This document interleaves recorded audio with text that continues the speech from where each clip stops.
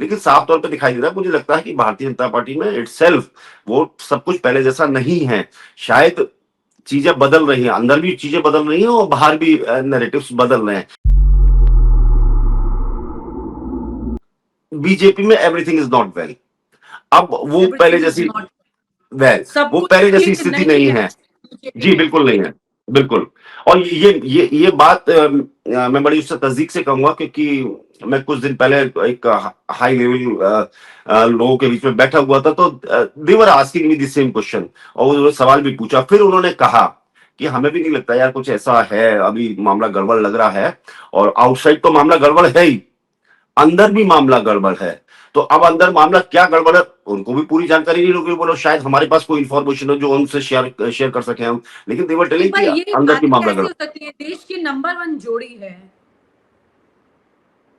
बिल्कुल ठीक है, ये बात मैं मानता हूं, नंबर 1 जोड़ी है, वो दिखाने के लिए बाहर से है, अभी पहला जैसा नहीं है, पहला जैसा नहीं है, पहली जैसी चीजें नहीं है, और वो बहुत सारी चीजें बदल गई हैं। तो यही बात मैं बताने की कोशिश कर रहा था कि जेन जी का आंदोलन या उससे पहले, और ये बिल पास नहीं हो पाया, ऑल ऑफ अ सडन ऐसा क्या हुआ कि अमित शाह और पूरी टीम मिलकर लोगों को तोड़ रहे थे, अलग अलग पार्टियों को तोड़ दिए, फिर उन्हें एकदम रोक दिया गया कि आप रुक जाइए, शायद नैरेटिव गलत जा रहा है या कुछ हो रहा है, और वो एकदम ऑल ऑफ अ सडन बंद हो गया मामला।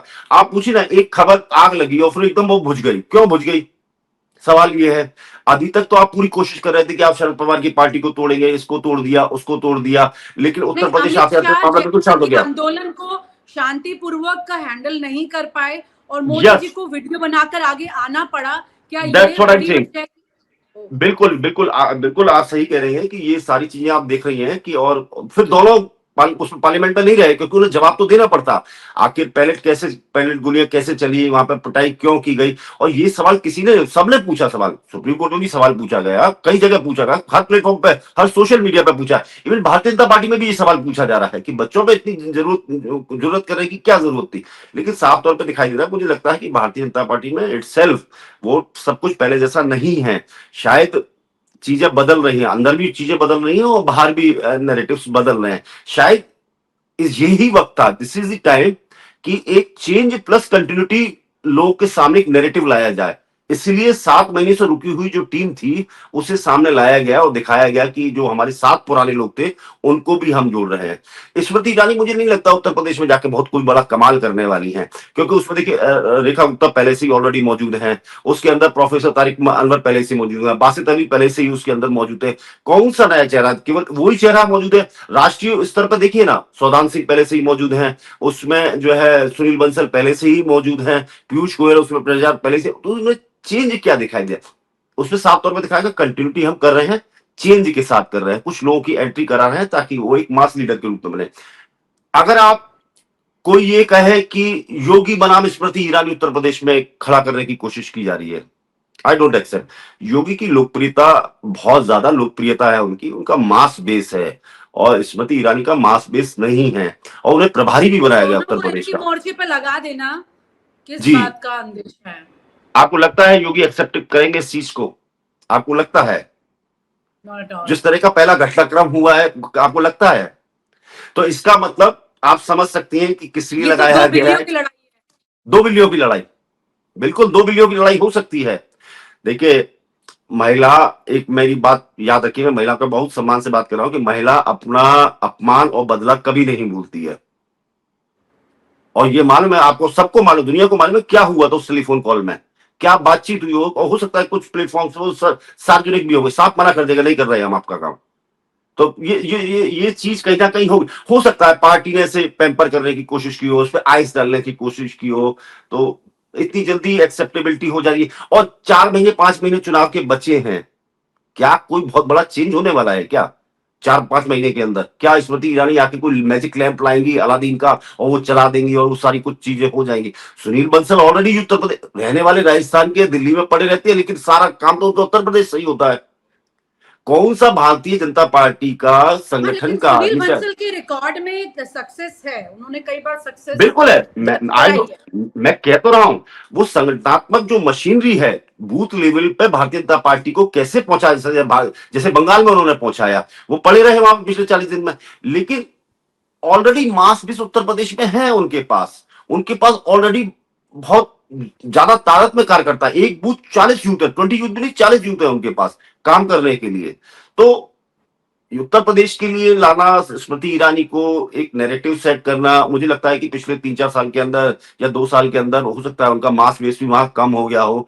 ये थोड़ा मुझे अप्रत्याशित लगता है। लेकिन उन्हें लगा होगा, पार्टी को लगा होगा कि एक बड़ा लीडर जो है बाहर है, अब वो सीरियल में है, तो सीरियल से निकाल के उन्हें जो है अब बड़ी फिल्म दिखाई जाए, राजनीतिक फिल्म दिखाई जाए, तो वो राजनीतिक फिल्म में उन्हें एंट्री करा दी गई है। ये कहानी है, लग रही है मुझे।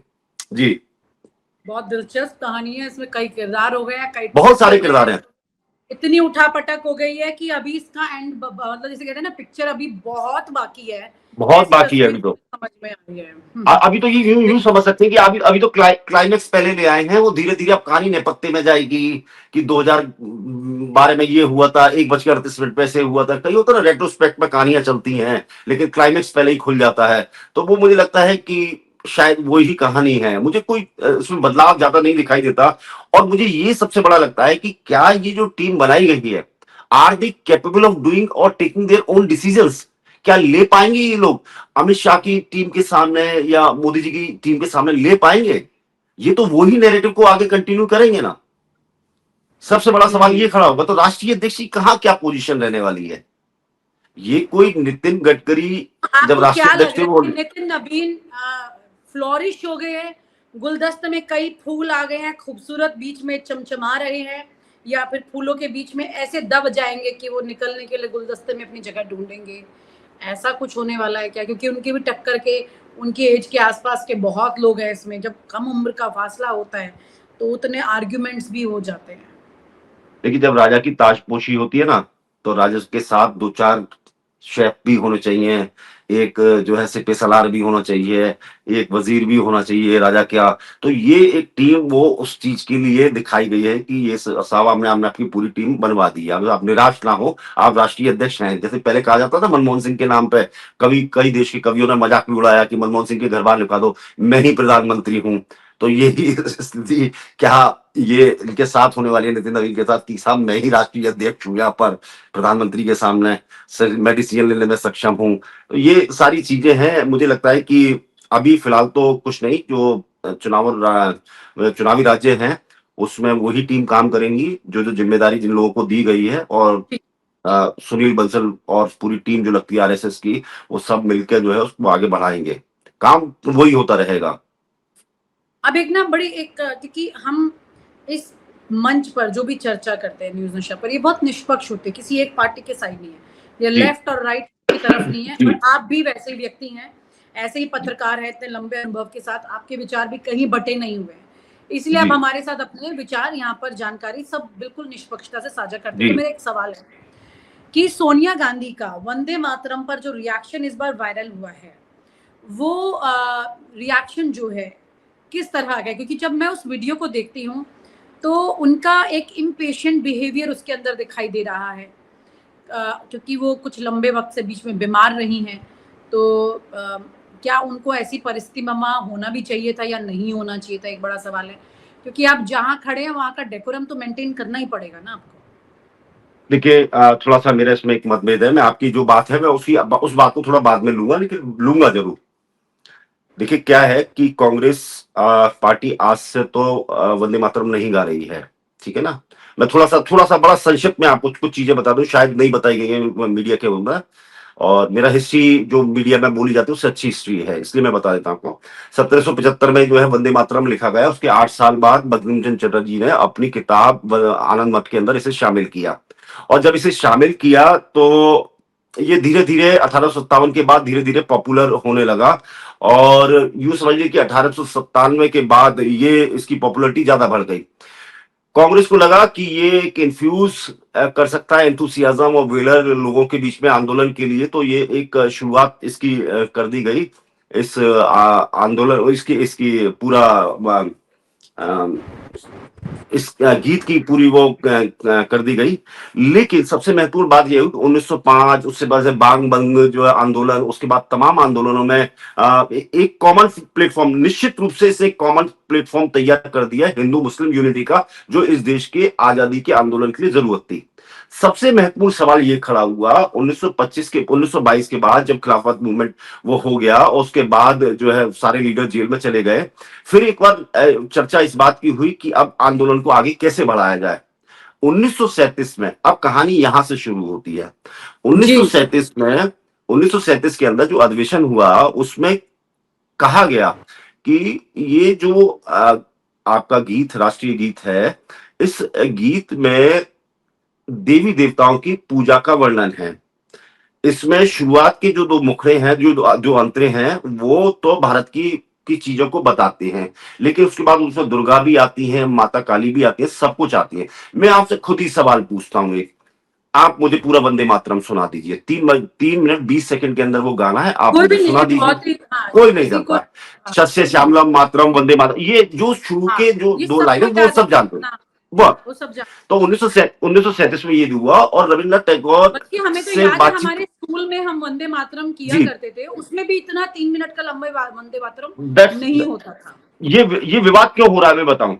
ये अभी पार्लियामेंट में जो विधेयक पास हुआ है ना, इसको लेके एक विधेयक पास हुआ, उसमें बताया गया है कि राष्ट्रगान के साथ राष्ट्रगीत भी गाया जाएगा, और इस परिस्थिति में गाया जाएगा, पूरा गाया जाएगा, इतने समय में गाया जाएगा, ये सारी चीजें। तो कांग्रेस पार्टी हमेशा से वो दो ही स्टेंजा तब से फॉलो करती हुई आ रही है। आप आरएसएस के किसी आदमी से कहिए कि आप मुझे पूरा वंदे मातरम सुना दीजिए, या और किसी से भी पूछ लो, भारतीय जनता पार्टी में, आपकी पूरा वंदे मातरम मुझे सुना दीजिए।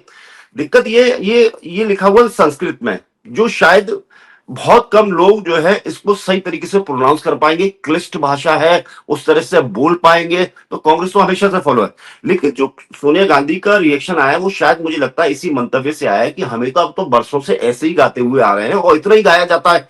और आप हमसे जुड़े रहने के लिए सब्सक्राइब करें YouTube पर, फॉलो करें Twitter पर और लाइक करें Facebook पर। और ज्यादा जानकारी के लिए आपको टाइप करना होगा सिर्फ न्यूज नशा।